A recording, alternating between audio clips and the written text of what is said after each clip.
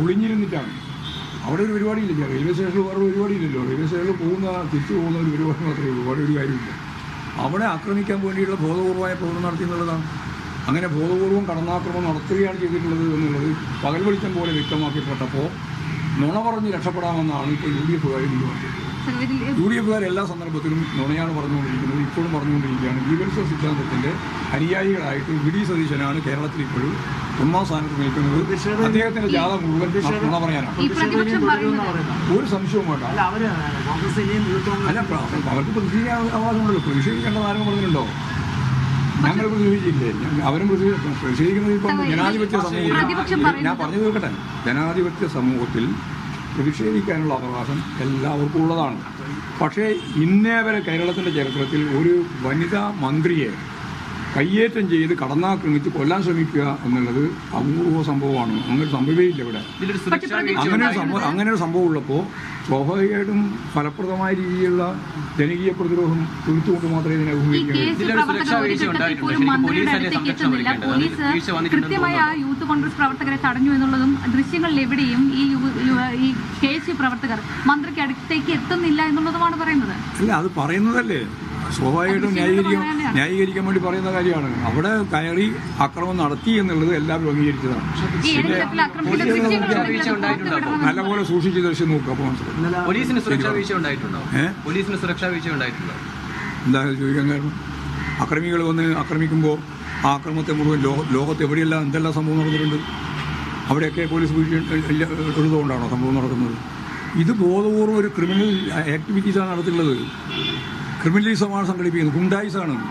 ആ ഗുണ്ടായിസം നടത്തുന്ന ആളുകൾ അവിടെ നിന്ന് ഇവിടെ നിന്ന് ഒളിവിലിരുന്ന് കയറി വരികയാണ്. ഒന്നാമത്തെ വെച്ച് വന്നു, രണ്ടാമത്തെ വെച്ച് വന്നു. അങ്ങനെ 2 ബാച്ചായിട്ടാണ് വർക്ക് ചെയ്തിട്ടുള്ളത്. അതിൻ്റെ ഭാഗമായിട്ടാണ് പ്രശ്നം ഉണ്ടായത്.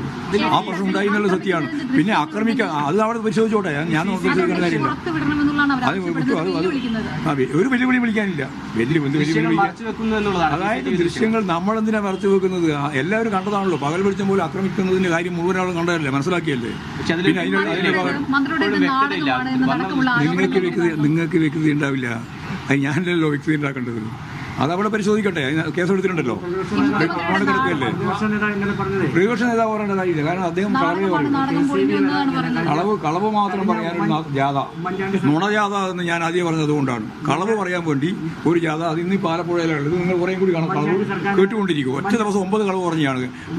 ലോഡ് ഷെഡിങ്ങും അതുപോലെ തന്നെ കറണ്ട് ഉണ്ടായിരുന്നില്ലല്ലോ. എന്താ പറയാതെ ഞാൻ നിങ്ങളല്ലേ ചോദിക്കുന്നത്.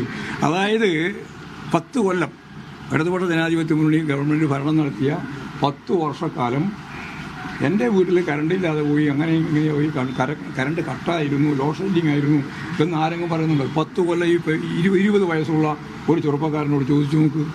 10 കൊല്ലത്തിൻ്റെ 20 വേണ്ട, 30 വയസ്സുള്ളവർക്ക്. കാരണം അപ്പോൾ 20 കൊല്ലത്തിൻ്റെ ഒരു ഓർമ്മ വേണമല്ലോ 20 വരെയുള്ള. അതിന് ശേഷമുള്ള 10 കൊല്ലക്കാലം എന്തായിരുന്നു ഇത്രയൊന്നും?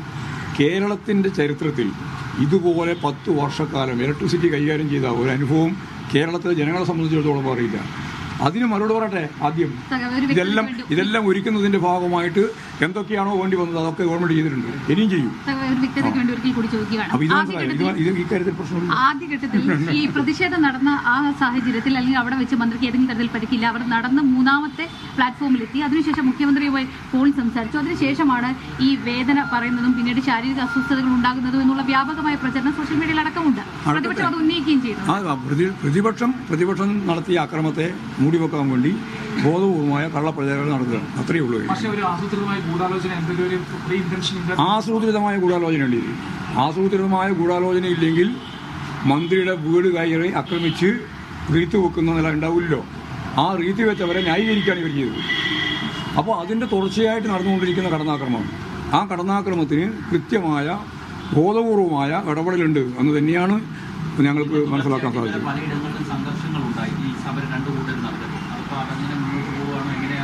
അല്ല, സമാധാനപരമായ രീതിയിൽ ഞങ്ങൾ സംഘർഷം ഉണ്ടാക്കാൻ ഞങ്ങൾ ഉദ്ദേശിക്കുന്നില്ല. ഇതിനെ മുമ്പും ഞങ്ങൾ ശക്തിയായ രീതിയിൽ ഇതുപോലുള്ള കടന്നാക്രമത്തെ നേരിട്ടിട്ടുണ്ട്. ആ നേരിട്ട് ജനങ്ങളെ അണിനിരത്തിക്കൊണ്ടാണ്. അതുകൊണ്ട് ജനങ്ങളെ അണിനിരത്തി ഇത്തരത്തിലുള്ള തെറ്റായ പ്രവണതയെ ശക്തിയായിട്ട് ജനങ്ങളുടെ മുമ്പിൽ തുറന്നു കാണിച്ച് അതിനെ പ്രതിരോധിക്കുക എന്നുള്ളത് മാത്രമേ ഉദ്ദേശിക്കൂ. പക്ഷേ ഈ രാഷ്ട്രീയ കക്ഷികൾ ഓഫീസുകൾ ആക്രമിക്കുക, പൊളിതോരണങ്ങൾ നശിപ്പിക്കുക, നമ്മുടെ കേരളത്തിൽ അങ്ങനെ പൊതുവായിട്ട് ഇല്ലാത്തൊരു കാര്യം. അതിപ്പോൾ ഈ സംഭവത്തോടെ ഉണ്ടായിരിക്കുന്നു. 2 കൂട്ടം ചെയ്യുന്നുണ്ട്. അത് നല്ല കാര്യമാണോ? ഞങ്ങളെ സംബന്ധിച്ചിടത്തോളം അങ്ങനെ ഒരു സംഭവം ഉണ്ടാവില്ല. 2 കൂട്ടരും ചെയ്യുന്നതിന് ഞങ്ങൾ എതിരാണ്. 2 കൂട്ടരും ചെയ്യുന്നതിന് ഞങ്ങൾ എതിരാണ്. 2 കൂട്ടരും ചെയ്യുന്നതിന് ഞങ്ങൾ പുനർഗേഹം സംഭവത്തിലും ഞങ്ങൾ ഫ്ലാറ്റ് സമുച്ചയത്തിന്റെ ശിലാഫലകം മാറ്റിയ ബന്ധപ്പെട്ട് ജി സുധാകരൻ പരാതി വെച്ചിരുന്നു.